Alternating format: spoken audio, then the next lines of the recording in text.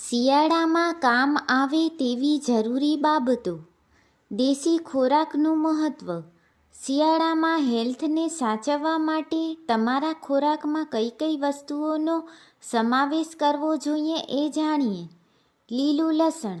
લસણના ફાયદા અઢળક છે એ આપણે જાણીએ જ છીએ, પરંતુ લીલું લસણ ફક્ત શિયાળામાં મળે છે, જેના ફાયદા સામાન્ય લસણ કરતાં પણ વધુ છે. એ શરીરનું સમગ્રપણે ડિટોક્સિફિકેશન કરે છે, પાચનને સશક્ત કરે છે. લીલા લસણમાં રહેલા એક્ટિવ કમ્પાઉન્ડ એસલીન કુદરતી એન્ટીબાયોટિક છે, જેને લીધે ઇન્ફેક્શનથી રક્ષણ મળે છે. એ ખાવાથી શરદી અને ફ્લૂથી બચી શકાય છે. બાજરો. આ એક એવું ધાન્ય છે જે શિયાળામાં જ ખાવું જોઈએ. બાજરાનો રોટલો, ગોળ અને ઘી જેવા ઉત્તમ નાસ્તો કોઈ હોઈ ન શકે. એના લોટમાં લીલું લસણ નાખીને બનાવેલું ડેબરું અને ઓળો પણ બનાવી લઈ શકાય. બાજરામાં ખૂબ સારું પ્રોટીન રહેલું છે જે પોષણ આપે છે અને શરીરને ગરમાહટો પણ આપે છે. આ એવો ખોરાક છે જે સંતોષ આપે છે અને જે ખાવાથી લાંબા સમય સુધી ભૂખ લાગતી નથી. એમાં રહેલા જરૂરી એમિનો એસિડ લોહીમાં બિનજરૂરી કોલેસ્ટ્રોલને દૂર કરે છે. જો કે બાજરા સાથે ઘી ખાવું જ તે જરૂરી પોષણ અને શક્તિ આપે છે. લીલી હળદર.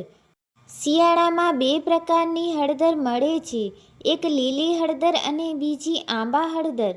બંને ઘણી જ ગુણકારી માનવામાં આવે છે. હળદર હેલ્થ માટે ગોલ્ડ જેટલી કિંમતી છે. કોઈ પણ પ્રકારના ઇન્ફેક્શન સામે રક્ષણ મેળવવા માટે હળદર જરૂરી છે. એન્ટીબેક્ટેરિયલ, એન્ટીવાયરલ અને એન્ટીફંગલ જેવા ગુણો ધરાવે છે અને ઋતુના બદલાવને કારણે આવતી બીમારીઓથી રક્ષણ આપે છે.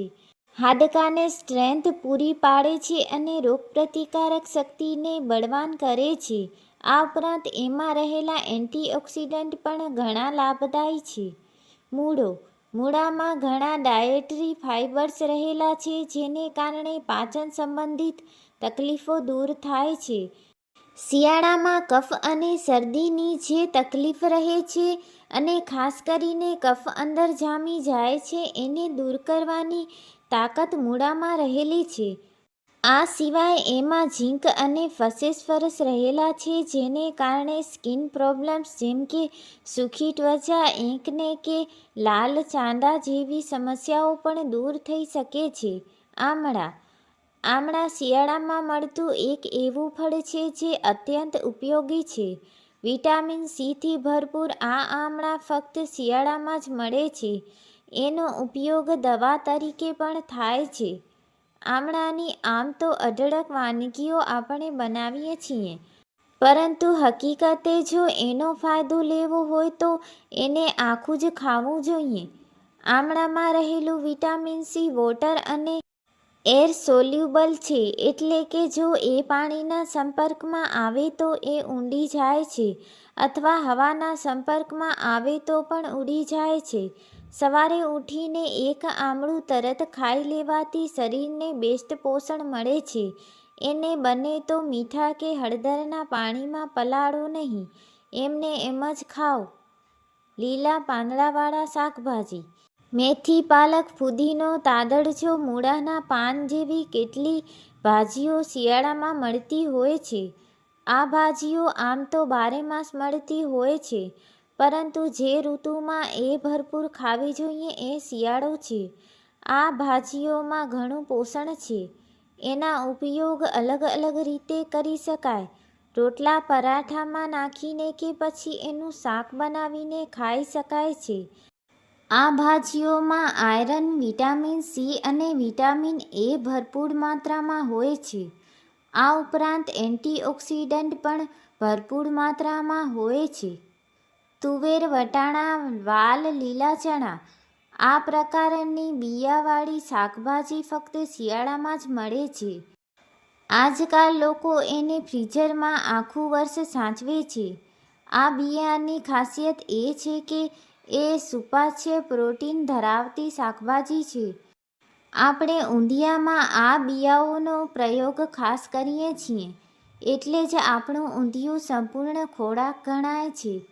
શાકાહારી લોકોને પ્રોટીન દાળ, કઠોળ કે દૂધની બનાવટોમાંથી જ મળે છે, પરંતુ આ પ્રોટીન કરતાં શાકભાજીમાંથી મળતું કીણું અને સુપાચ્ય પ્રોટીન અત્યંત ગુણકારી છે. શિયાળામાં મળતા આ બિયા જુદી જુદી વાનગીઓમાં વપરાય છે અને ચોક્કસ ખાવા જોઈએ. ખજૂર. ખજૂર આપણે ત્યાં કોઈ પણ સિઝનમાં લોકો આજકાલ ખાવા લાગ્યા છે, પરંતુ એક સમય હતો જ્યારે એને શિયાળા સિવાય ખાવામાં આવતી નહીં અને એમ મનાતું કે એ ગરમ પડે છે. ખજૂર ખાવાનો અને એને માણવાનો સારો સમય શિયાળો જ છે. ખજૂર ઘી વગર ખાવી યોગ્ય ગણાતી નથી. શિયાળામાં તમે ખજૂર ખાઓ અને ઘી વગર ખાઓ એ બરાબર નથી. જો ધીમા સાંતળીને ભાવતી હોય તો એ રીતે ખાઓ, નહીંતર એમને એમ ઘી લેવું અને એમાં બોળીને ખજૂર ખાઓ. ખાસ કરીને બાળકો માટે એ અત્યંત પોષણ આપનારું છે. તલ. તલ એક એવા પ્રકારના બીજ છે જેમાંથી આપણને ઘણી સારી ક્વોલિટીનો ફેટ્સ મળે છે. એમાં ખૂબ સારી કક્ષાનું પ્રોટીન પણ રહેલું છે. આમ એમાંથી એવું પોષણ મળે છે જે પાચનની પ્રક્રિયાને ઘણું બળ આપે છે. તલ ખાવાથી શરીરનું તાપમાન જળવાઈ રહે છે. શરીર અંદરથી ગરમ રહી શકે છે. તલ અને ગોળનું કોમ્બિનેશન અત્યંત ગુણવાન માનવામાં આવે છે. તલ કાળા હોય કે લાલ બંને ઘણા જ ફાયદો કરે છે. તલની ચીક્કી, તલના લાડુ અને તલની સાની આ શિયાળામાં ચોક્કસ ખાઓ. ગુંદર. ગુંદર કે ગુંદને આપણે ત્યાં ઘણો જ પોષણયુક્ત માનવામાં આવે છે, પરંતુ એનો ઉપયોગ આખું વર્ષ કરવામાં આવતો નથી. મોટા ભાગે શિયાળામાં જે પાક બનાવવામાં આવે એમાં જ એ નાખવામાં આવે છે. ગુંદના લાડુ બને છે. ગુંદની રાબ પણ બને છે. સુખડી, મેથી લાડુ, અડદિયા, તલનો પાક જેવા જુદા જુદા કેટલાક પાકમાં ગુંદ વપરાય છે. એ શરીરને તાકાત આપે છે અને હાડકાને પોષણ આપે છે. સંપૂર્ણ પોષણ માટે ગુંદ ઘણો જ ઉપયોગી છે. અડદિયા. જાત જાતના પાક આમ તો ઘણા જ ગુણકારી છે. ખાસ કરીને અડદિયા ગુજરાતીઓમાં અતિપ્રિય પાક છે. ગુજરાતી ઘરોમાં અડદની દાળ વધુ નથી ખવાતી, પરંતુ અડદિયા તેમને આપો એટલા ખવાઈ જાય. આ પ્રકારના પાકમાં આપણે ગોળ, ઘી, ડ્રાયફ્રૂટ અને વાસણા વાપરીએ છીએ એ પોષણની દ્રષ્ટિએ બેસ્ટ છે. અડદિયામાં કાળી અને ધોળી મૂસળી, ઘોઘરું, કોચા, અકઘરો, પીપળી મૂળ, ખસખસ, એલચી, જામફળ, જાવત્રી અને સૂંઠ જેવા અત્યંત ગુણકારી પદાર્થો નાખવામાં આવે છે. લોકો આજકાલ હાઈ કેલરીના નામે એ ખાતા નથી, પરંતુ એ એક ભૂલ છે.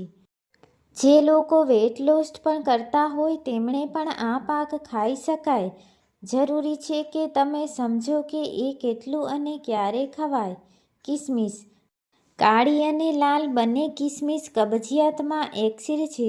પાચનને લગતા કોઈ પણ પ્રોબ્લેમ અને એસિડિટીમાં, વજન વધારવામાં, તરત એનર્જી મેળવવામાં, એનિમિયાના ઈલાજ રૂપે, હાડકાની મજબૂતી વધારવામાં, આંખોના રક્ષણ અને એના સ્વાસ્થ્ય તથા દાંતના રક્ષણમાં અત્યંત ઉપયોગી સાબિત થાય છે. રોજનું ભોજન બનાવતી વખતે ધ્યાન રાખો કે ભોજન સ્વાદિષ્ટ બનાવવાના ચક્કરમાં વધુ ગરિષ્ઠ ભારે ન થઈ જાય, કારણ કે આ દિવસોમાં કામ કરવાની આળસ આવે છે. તેથી સુપાચ્ય ખોરાક લેવો યોગ્ય રહેશે. શિયાળામાં શાકભાજીઓ ખૂબ આવે છે, તેથી બધા પ્રકારની શાકભાજીઓનો ભોજનમાં ભરપૂર ઉપયોગ કરો. ખોરાકમાં સલાડને મહત્ત્વ આપો. ઋતુ મુજબના ફળ પણ ખાવા જોઈએ. સવારે ગરમ પાણીમાં ઘી ભેળવીને પીવાથી હાડકાં મજબૂત થાય છે. તે સાંધાના દુખાવામાં પણ રાહત આપે છે. ગરમ પાણીમાં ઘી ભેળવીને પીવાથી ત્વચા ચમકદાર બને છે. તમારા ચહેરા પર ભેજ જાળવી રાખવામાં મદદ કરે છે. ઘી સાથે ગરમ પાણી પીવાથી શરીરમાંથી એકઠા થયેલા કચરો અથવા ઝેરી તત્વો બહાર નીકળી જાય છે. ડિટોક્સ માટે પણ ઘીનું સેવન ખૂબ સારું માનવામાં આવે છે.